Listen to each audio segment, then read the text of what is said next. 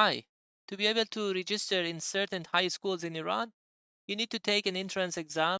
Usually these exams are made of multiple choice questions, and this exercise was one of those multiple choice questions. So let's see how we can solve this problem. A is given to us, and the question is to find the floor of A divided by 10. The floor of a number is the largest integer that is equal or less than the number. Or sometimes we say that a real number can be written as an integer plus L, which L is between 0 and 1.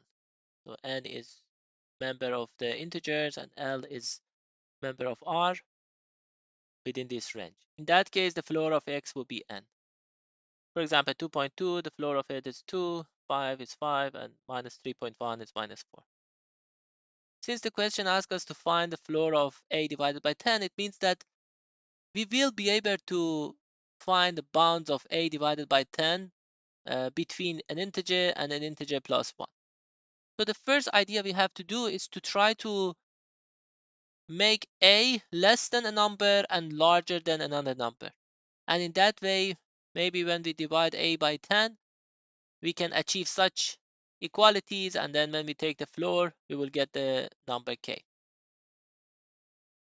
Okay, so here we have A. Now in this case, obviously, we have to think a little bit clever because this series, we need to multiply to something that cancels all the terms of this series. So let's take, for example, this number. So A is the black one and B, I took this red one. So obviously you notice that this term, 4 divided by 3, is less than 3 divided by 2.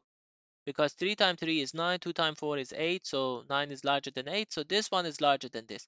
Same way, 5 times 5 is 25, 4 times 6 is 24, so 5 divided by 4 is larger than 6 divided by 5. And so on. If we continue, all these black terms are larger than the red terms.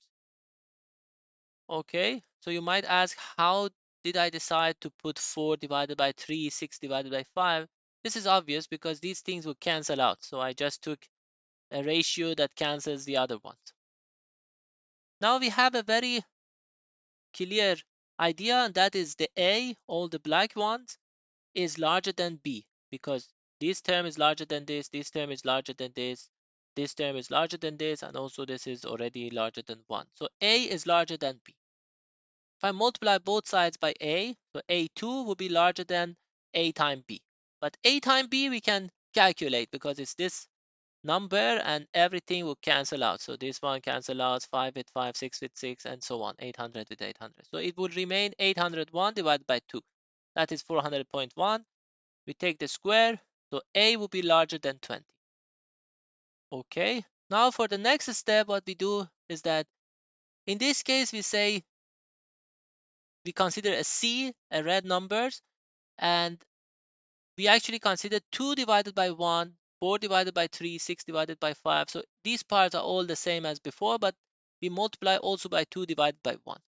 Now if we compare, we take this term is larger than this term. 2 divided by 1 is larger than 3 divided by 2. 4 divided by 3 is larger than 5 divided by 4. 6 divided by 5 is larger than 7 divided by 6, and so on. So every red term is larger than the black term. That means C will be larger than A.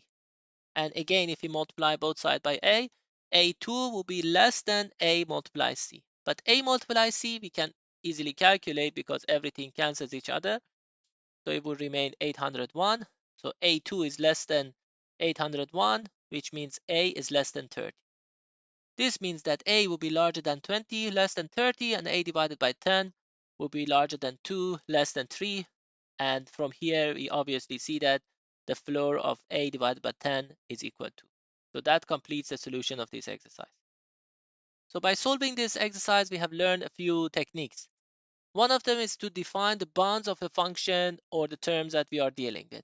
By defining the upper and lower bounds, we might be able to progress in solving the problems that we are facing with. The second one is to simplify the components of the function or terms that you're dealing with to effectively cancel them out. Basically, by cleverly selecting new terms that you multiply or you add to the series, then you figure out that every components in the series will cancel each other out, and eventually you will deal with a very simplified term, which you can calculate it. So these are the two techniques that we have learned by solving this exercise. All right, see you next time. Bye.